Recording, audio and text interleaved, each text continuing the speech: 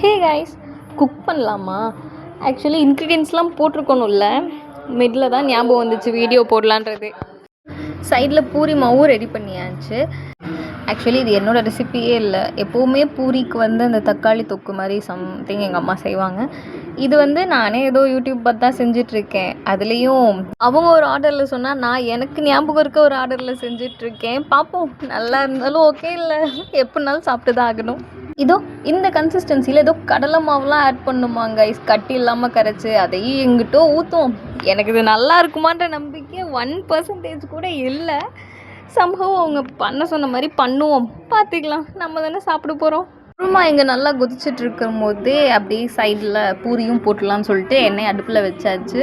நான் போடுறது பூரி தான் கைஸ், பட் பூரி பூரி மாதிரி வருமானதே ஒரு பெரிய கொஸ்டின் மார்க் தான்.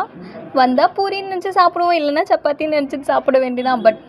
பட் மெடிக்கல் மிராக்கிள், நான் போட்ட பூரி இன்றைக்கி பூரி மாதிரி வந்திருக்கு. ஜெயிச்சிட்டோம் மாறா.